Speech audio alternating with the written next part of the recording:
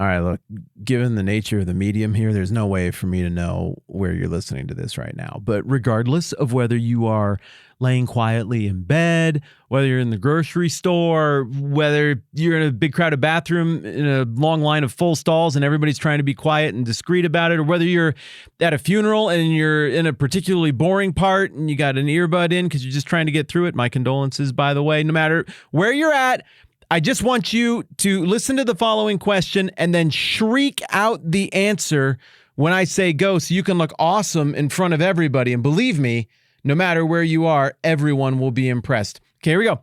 Name the 7 wonders of the ancient world. Go! Come on, you got the last one. Come on, grind through it. Grind through it. Okay, now I know you all got it right, but just for people who are coming in late, I'm going to bring them up to speed. You got the Great Pyramid, you got the Mausoleum, you got the Hanging Gardens, the Statue of Zeus, the Colossus at Rhodes. I might not get them all. Temple of Artemis. Somebody yell at me. Which one am I forgetting? Oh, no. I'm in charge of this. I'm not editing this out. I'm going to think of it. It's the lighthouse. The lighthouse. That's 7. 1, 2, 3, 4. Yes, that's 7. Okay, I had to labor a little bit more than I thought I was going to have to there. Hopefully you did better and everyone's terribly impressed that you knew the thing. But here's the point. There's a reason that this list came together throughout the centuries of the distant past. And it's because there were just some buildings, some accomplishments that popped so hard that if you ever had the good fortune to see it, you just had to pause and take in the grandeur of this thing. The Great Pyramid was like the tallest building that humans had ever figured out how to build until like the 19th century or something. It's more than 10 acres in space, just covered by a building that people built in a pre-industrial age. How the heck did they even do that? The mausoleum of, what is it called, Halicarnassus, is some like totally unknown, mostly forgotten to history little back corner footnote of modern day Turkey, where a sad lady who was married to her brother was like, I am going to build the greatest monument ever to somebody who is come and gone and is dead. And so she built this incredible thing. It was like 100 feet and change tall. The Colossus at Rhodes is the thing that that sculpture in Game of Thrones is based on. I can't remember the name of that sculpture. It's Braavos. The Titan of Braavos is based on the Colossus at Rhodes. And it was only up for a little while, but that was a bronze sculpture that you could sail boats like right between his legs and just sail under there. Don't look up. These things were incredible. And there's a reason that they developed this amazing reputation that spans through the ages. Well, something that you could make a case maybe belonged on that list of 7 wonders of the ancient world, if perhaps they'd made the list just a little bit later, would be Herod's temple, the second temple, if you will.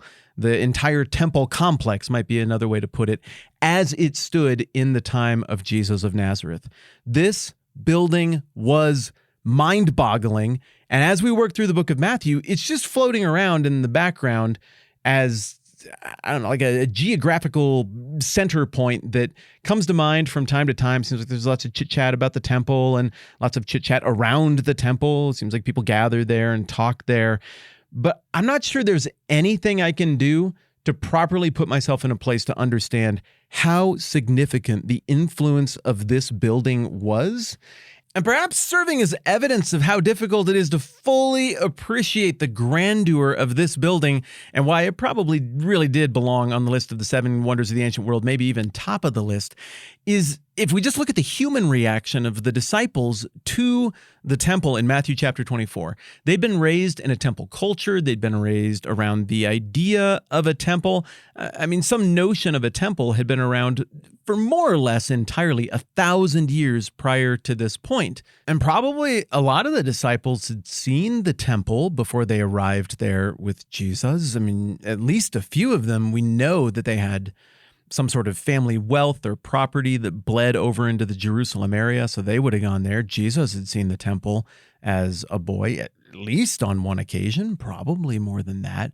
But even so, the disciples at the beginning of chapter 4, after all of this hubbub and the natural buzz socially that comes from a big-time confrontation that just got done happening throughout the statement of the 7 woes in Matthew chapter 23, they get done with that, and they're just standing there, and they're like, yeah, all of that, yeah, but think about this building. building. How did they do that? Look at how tall it is. Look at how big these bricks are. This is just bonkers. And every time I look at it, it blows my mind all over again. This has got to be like one of the coolest things that humans have ever built. And they're standing there marveling at it. Now, paraphrases mine, but it's not tough to read between the lines that that's kind of the attitude that they have in this little passage at the beginning of Matthew 24. Jesus left the temple and was walking away when, got a page turn there, hang on a second. His disciples came up to him to call his attention to its buildings. And then Jesus replies, "Do you see all these things?" he asked. "I tell you the truth, not one stone here will be left on another. Everyone will be thrown down."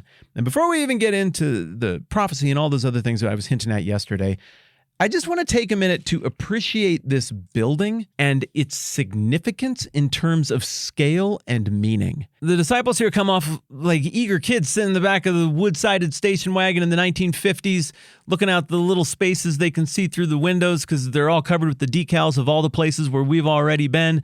And they see something amazing like a building or a monument. And they're like, "Dad, Dad, Dad, Dad, look at that thing." And they're just experiencing childlike awe.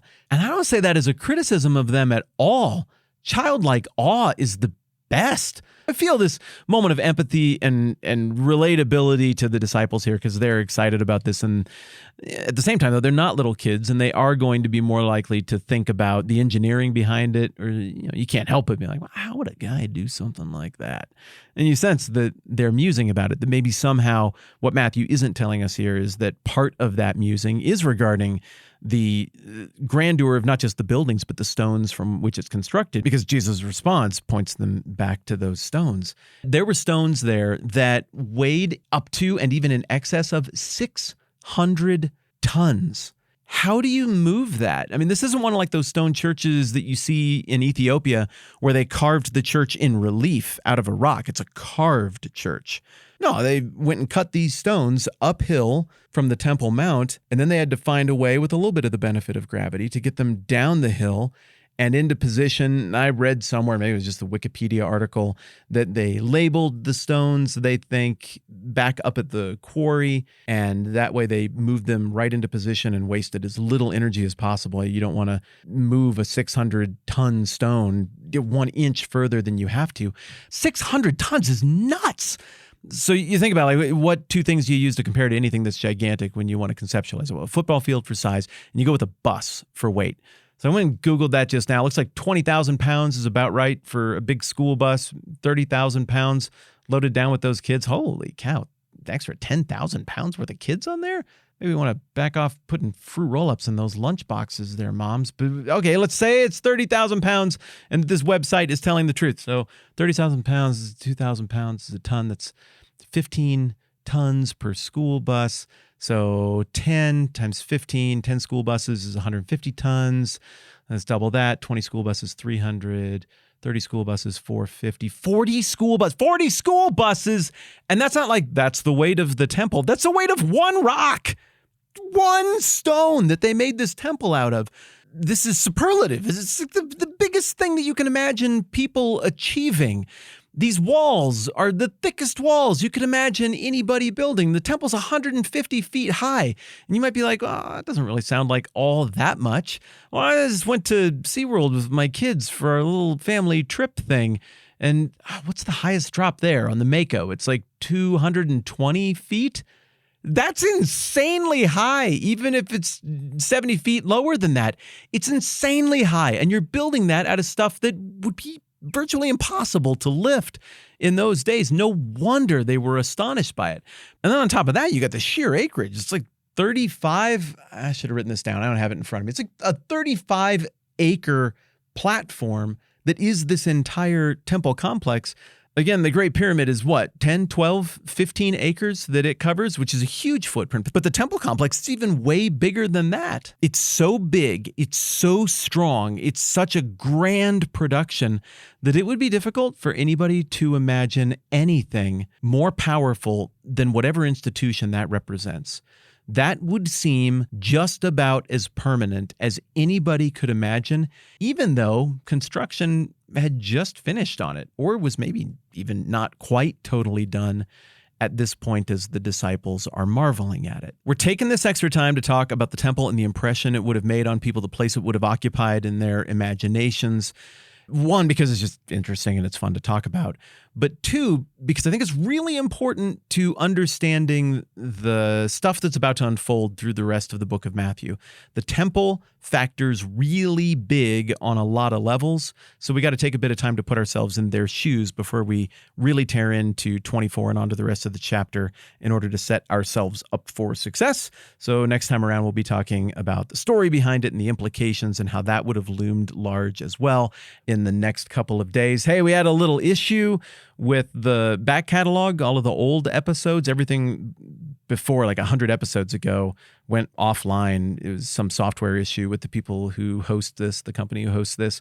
I think we got it straightened out. If you can't listen to those back catalog episodes yet on your particular podcast app, I know they are all back up on iTunes and they're all back up on the website, which is thetmbh.com/podcasts. If you want more details on that, I did post a bonus episode that is a press conference we did today to answer a lot of the questions that people had about that. There was some intensity there. It was not an easy thing for me to face some of those questions, but I'm glad we did in the interest of transparency. Hopefully that was helpful.